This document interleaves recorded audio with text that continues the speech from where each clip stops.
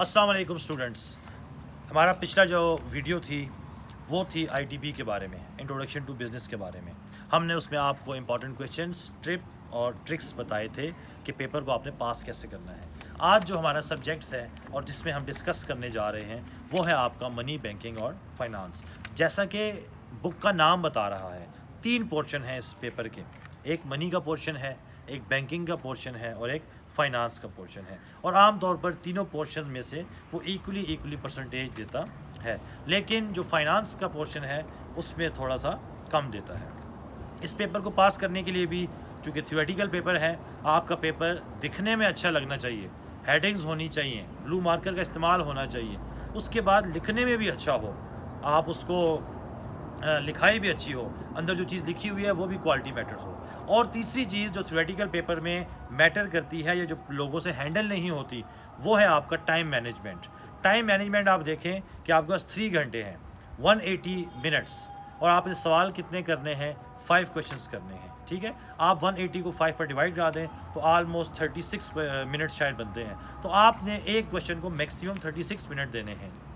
और अगर आपका क्वेश्चन उन 36 मिनटों में पूरा ना हो तो आप सेकंड की तरफ जाएं, क्योंकि मेरा एक गोल्डन रूल है कि 2 half questions are better than 1 complete question.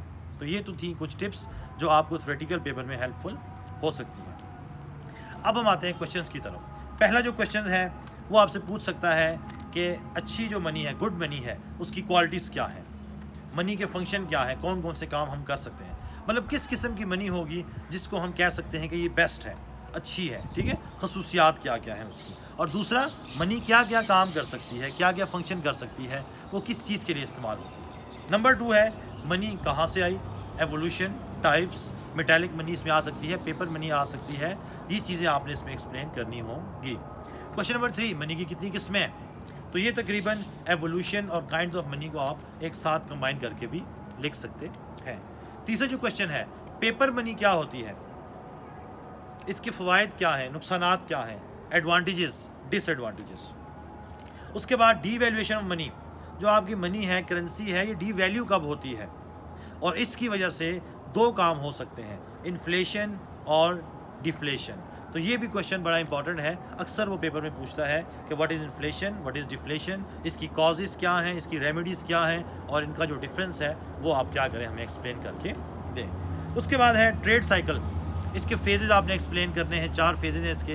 ये भी जो है एग्जामिनर का बहुत ही पसंदीदा सवाल है और अक्सर पेपर में नज़र आता है। नेक्स्ट क्वेश्चन है लेटर ऑफ क्रेडिट, प्रोसीजर क्या है, लेटर ऑफ क्रेडिट खोलते कैसे हैं, कब खोला जाता है, पार्टीज़ कौन कौन सी इन्वॉल्व होती हैं इसके अंदर, और लेटर ऑफ क्रेडिट की टाइप्स कितनी है। तो ये भी एक बहुत ही पसंदीदा सवाल है एग्जामिनर का, जो वो अक्सर पेपर में आपसे पूछता है और आपको पेपर में नज़र भी आएगा।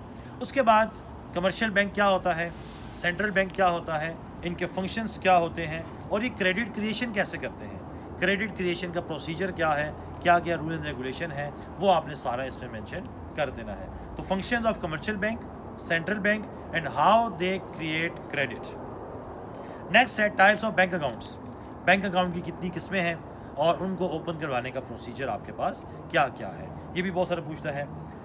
अब फाइनेंस में टोटल है ही 3 चीज़ें, इक्विटी फाइनेंस है, डेट फाइनेंस है, इस्लामिक मोड ऑफ फाइनेंस है। वो इंटरेस्ट फ्री फाइनेंस भी कहता है, तो basically Islamic mode of financing में ही आप उसको कवर कर सकते हैं। तो इक्विटी फाइनेंस, डेट फाइनेंस और इस्लामिक मोड ऑफ फाइनेंस, इनमें से आपसे वो 1 से 2 क्वेश्चन लाजमी पूछ सकता है।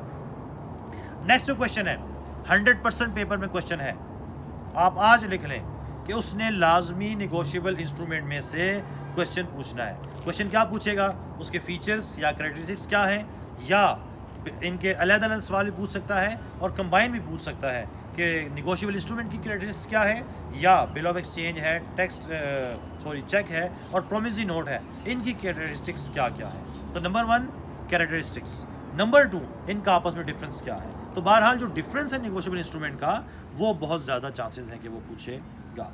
उसके बाद बैंकर कस्टमर रिलेशनशिप्स हैं, कितने किस्म के रिलेशनशिप हैं इनके आपस में, राइट्स क्या हैं और ड्यूटीज़ क्या हैं कस्टमर के और बैंकर के, बार्टर सिस्टम क्या होता है, उसकी क्या क्या कैरेक्टरिस्टिक्स हैं और ये फ्लॉप क्यों हुआ, नेशनलाइजेशन है, प्राइवेटाइजेशन है, इसकी कॉजेज़ हैं, रेमेडीज़ हैं, मेरिट्स हैं और डीमेरिट्स हैं। उसके बाद नोट इशू करने की प्रिंसिपल्स हैं, मॉनेटरी पॉलिसी है और इंडेक्स नंबर है। तो ये हमारे पास इंपॉर्टेंट क्वेश्चंस थे मनी, बैंकिंग और फाइनेंस के। तो उम्मीद करता हूँ कि ये जो 2 ट्रिकी पेपर्स हैं आपके ITB और MBF, हमारे इन क्वेश्चंस की बदौलत आप इनको आसानी से क्या कर लेंगे, पास कर लेंगे।